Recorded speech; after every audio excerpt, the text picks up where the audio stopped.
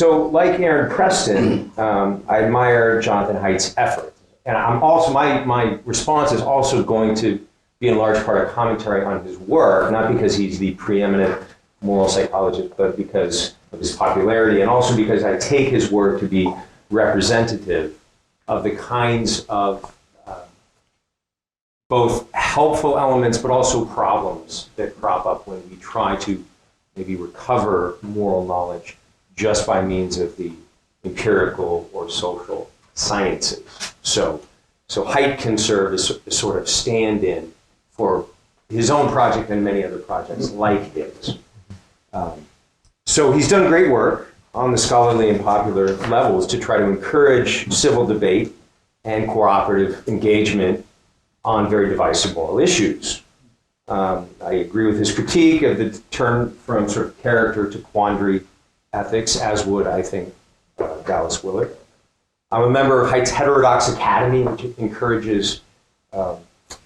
encourages viewpoint diversity in higher education, which I think is very important. And the moral psychology that he presents in The Righteous Mind and in more scholarly papers is a really interesting, impressive synthesis of a lot of helpful research, out of which he developed this moral foundations theory, which I think is a very intriguing account of moral reasoning across cultures and maybe has some explanatory power in terms of our own liberal-conservative divide and why we can't seem to sort of talk to one another, understand one another. But also, like Aaron, I believe that this evolutionary and cross-cultural psychology needs to be supplemented by more robust philosophical resources. So my commentary is going to come to a conclusion that might surprise you coming from a psychiatrist, I suppose. Without additional philosophical grounding, Haidt's project may not only not be helpful, but may unintentionally contribute to the disappearance of moral knowledge. He's trying to go this way, and he ends up taking us that way. I'm going to come at this conclusion a little differently from what Aaron did in his paper. Again, taking Haidt as a kind of case study about how these kinds of accounts of evolution, based on evolutionary psychology or based on the sociology of knowledge, are incapable in and of themselves of recovering moral knowledge as a sort of public resource in the way that Willard wanted. So in short, I think Haidt's moral psychology is not capable of doing the kind of work he wants it to do. His account can't, for example, promote civil discourse. He's probably correct when he argues that our political leanings are in part a product of our personality. And he's certainly right when he argues that our personality is in part the product of our biology. So psychologists or neuroscientists can argue about the details of his particular descriptive scheme, but I think most of them would affirm these two basic premises. So far so good. Haidt's next move, however, is not warranted by his account of our moral psychology. He wants to say, as Aaron summarized it in his paper, that we therefore shouldn't demonize each other for our political preferences, any more than we would blame someone for their basic personality traits. But it doesn't necessarily follow that we should avoid demonizing one another for our political or moral preferences. Haidt suggests these preferences are strongly influenced or determined in part by innate temperaments, and therefore they are not the product, at least not entirely the product, of rational choice.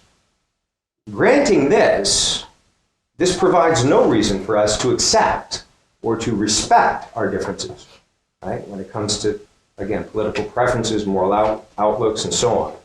His account might help us understand, at least in part, why we have different views on contested issues. But it provides few resources to help us tolerate others' views, and certainly few resources to adjudicate between these views. Perhaps Willard would have posed the following question to Haidt.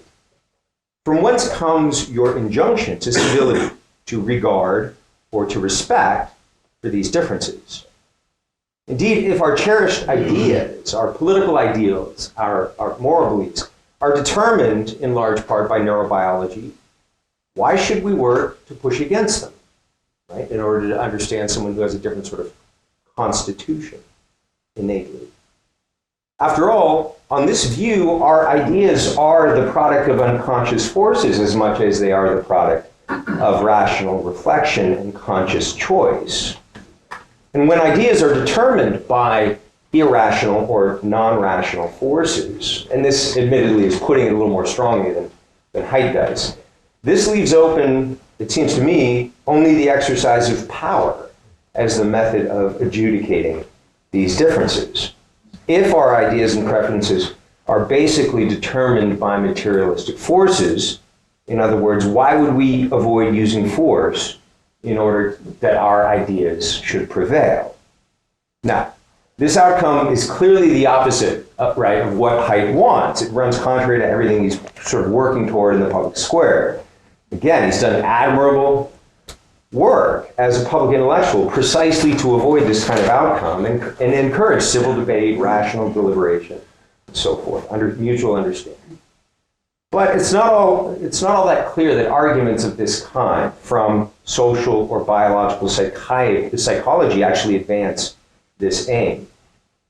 Instead, as the late Italian philosopher Augusto Del Noce has argued, on a deterministic account of the origin of ideas, whether these be sort of materialist accounts or historicist accounts in which ideas are merely sort of the foam on the wave of lower biological, instinctual, or social forces. On these kinds of views, we have no basis for shared rational deliberation. All we have, again, are non-rational forces that may happen to coincide or may happen to conflict. If this is the case, culture, the realm of ideas and ideals, is necessarily subsumed into politics, and politics risks becoming total war. If you go on Twitter, I think you'll see that claim verified, at least in certain places. So Haidt wants to say that instead of squaring off in opposition and conflict, we should try to appreciate that liberals and conservatives have different ways of assessing a range of almost universally recognized goods.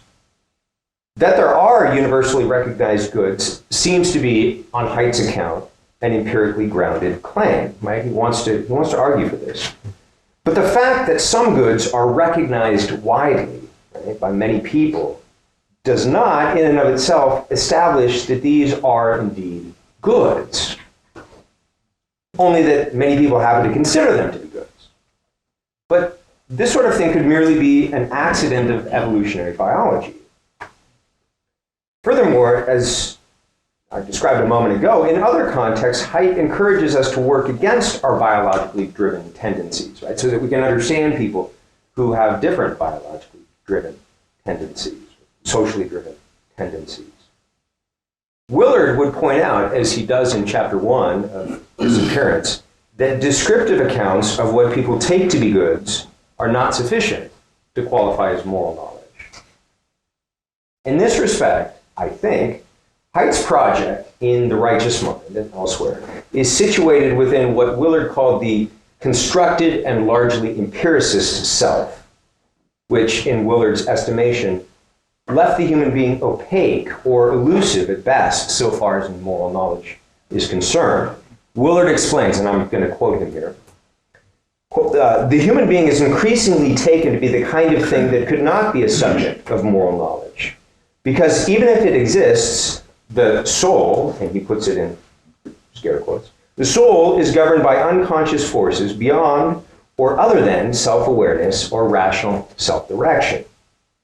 The inner dynamic of a non-physical soul or person weaving its life together by choosing to follow rationally grounded moral insights disappeared from possible cognitive view. It was not scientific. And with it, the moral knowledge that had such a person as its subject matter. Willard concludes this section in chapter 1 by saying, moral knowledge naturally disappears when its subject matter disappears. Haidt's project appears to be an example of the sociology of knowledge, which Willard takes to be hugely influential in the disappearance of moral knowledge. As Willard described it, the sociology of knowledge deals with the causal conditions that bring about the general acceptance of certain thoughts and beliefs as representations of reality, moral or otherwise. But in the realist sense of moral knowledge that Willard wants to advance, this is insufficient. Any such knowledge generated by the social sciences is only knowledge by general consensus, and it can therefore easily disappear when this consensus changes. So let's suppose that there are universal goods, truth, justice, beauty, for example. And as an aside, I do take it that there are indeed such goods. I think most of us here would. Haidt's psychological account of tribalist tendencies among liberals and conservatives doesn't necessarily move us any closer to the acknowledgement of universal goods that all of us on both sides of the political spectrum should be trying to advance.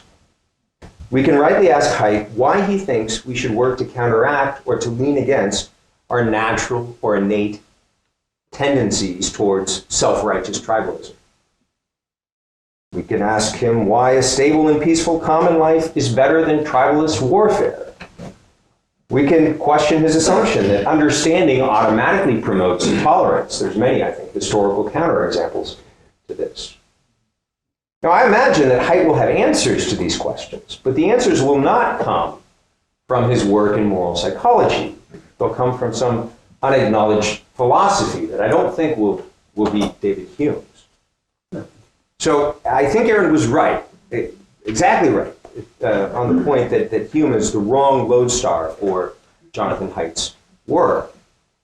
It's not surprising that Haidt's project slides into a species of emotivism when he tries to transition from descriptive moral psychology to prescriptive moral philosophy. Now he qualifies this in his more scientific papers, that I'm not doing something here that's normative. I'm doing something here that's descriptive. But of course, he's making normative claims in his more popular work, in his lectures and so forth all the time. So in place of Hume, I would direct Haidt's attention toward the classical Platonic tradition. This is Platonic broadly understood. I'm not talking necessarily about Plato's doctrine of the forms or his particular epistemology of recollection. I'm referring rather to the general notion that runs through central strands of Western philosophy, which we could maybe roughly describe as the doctrine of participation. This is the notion that all normally functioning human beings participate by a kind of intuition in the logos, in a universal reason or a universal ordering principle. And this participation allows us both to know the world, which is rationally ordered and intelligible, and to reason and deliberate together with one another in the pursuit of truth, goodness, and so forth. Now, some version of this, and the specific details are not important for our purposes, at least for my purposes, here in this commentary. Some version of this, it seems to me, is the only basis for an ethics of civil discourse and cooperative deliberation between and among human beings.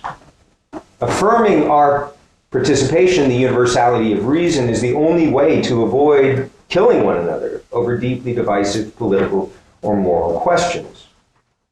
This doctrine of participation runs, it seems to me, from Plato and Aristotle and others in the ancient period to the early church fathers, most notably Augustine in late antiquity, Aquinas and others in the medieval period, and to notable modern thinkers, Pascal, Rosmini, others in the 20th century.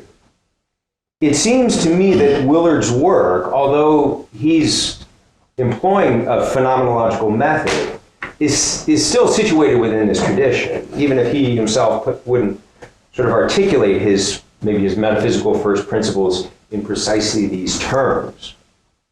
His phenomenological analysis of the good person, which we talked about in the previous session, as the basis for a universal and rationally intelligible science of moral knowledge, it seems to me relies on a claim that all of us can participate in this universal moral knowledge.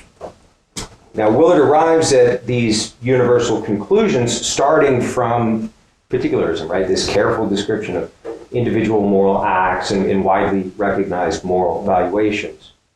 And he, as was mentioned earlier here, endorses the notion that pretty much all of us have some kind of fundamental moral intuition that can, in fact, perceive good and evil, right and wrong actions, starting from particular cases and then working our way up. So in closing, I'd be interested to hear more from the group about two things. One is Willard's understanding of his work in ethics, not just in relation to Husserl and sort of 20th century phenomenologists, but also in relation to the earlier history of Western philosophy. I imagine that as a Christian thinker, this idea of participation in the logos is one that Willard would have found congenial. But at the same time, as I said, he doesn't seem to take this as his starting point, and neither does Haidt, for that matter. So a couple of other questions for Haidt and for similar projects in moral psychology. How can the recovery of moral knowledge that we're concerned about help to ground projects in moral psychology like Haidt's and others, and make them go in the direction that he wants them to go, rather than unintentionally taking us somewhere else? Haidt, and I think to a much greater extent Willard, have made helpful, very valuable contributions to this long conversation about the moral life that traces its roots back to Athens and Jerusalem. So how can both projects be brought into conversation with and perhaps supported by the classical or the broadly Platonic tradition of Western philosophy and Christian theology? Thank you.